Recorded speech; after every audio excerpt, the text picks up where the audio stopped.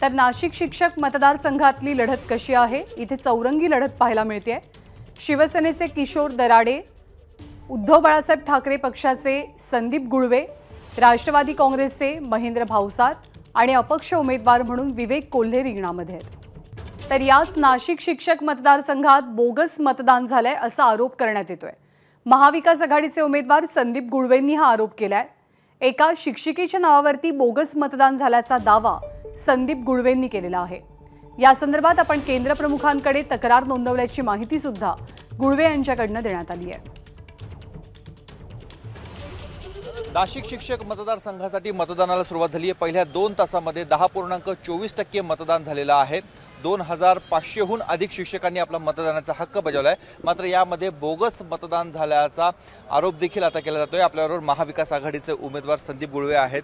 Bogus मतदान झालं असं आपण म्हणतायत, नेमकं कुठे झालं आणि काय घटना होती? रमाबाई आंबेडकर म्हणून सेंटर आहे, तिथे एक मॅडम बोगस मतदान करून गेलेली आहे। ज्या ओरिजिनल मॅम होत्या त्या आल्या, त्यांनी विचारलं की माझं मतदान कसं झालं, त्याच्यामुळे तिथे लक्षात आलं। मग त्या चॅलेंज वोट करतायत। तुमचा आणि त्यांचा संपर्क कसा झाला? मी तिथे केंद्रावरती गेले असं ते मला भेटल्या की सर माझं असं असं झालेलं आहे। मग मी तिथल्या केंद्र प्रमुखांना सांगितलं की सर हे एवढं चॅलेंज वोट करून घ्या। पण मग आता पुढची प्रक्रिया कशी असणार आहे? ज्यावेळेस इलेक्शन्स काउंटिंगमध्ये खूप अटीतटीचं इलेक्शन, तर नक्कीच ते वोट काम येईल। अच्छा, पण व्हिडिओ शूटिंग चालू आहे अनेक ठिकाणी, लाईव्ह स्ट्रीमिंग बघितलं जात आहे, तर त्याचा यासाठी कसा उपयोग होतोय? जसं हे जे लाईव्ह स्क्रीनिंग चालू आहे, तरी देखील काही नातेवाईकांची मतं याच्यामध्ये टाकल्या गेलेली आहेत। त्यांचाच हा उद्योग असावा असं माझा अंदाज आहे। पण तुम्ही अजून कोणाकडे काही तक्रार केलेली आहे? आता तक्रार करायला ते केंद्र प्रमुखांकडे तक्रार करावी लागते, तिथे मी केली आहे। एकूणच जी निवडणूक प्रक्रिया राबवली जाते त्याविषयी आपलं काय मत?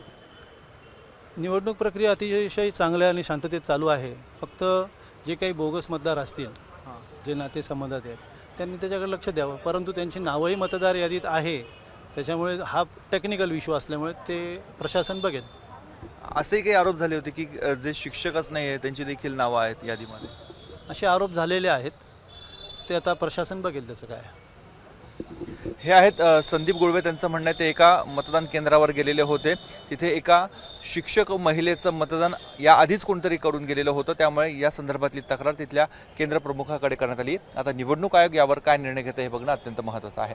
कॅमेरामॅन मयूर बारगजेसह मुकुल कुलकर्णी, एबीपी माझा, नाशिक। एबीपी माझा, उघडा डोळे बघा नीट।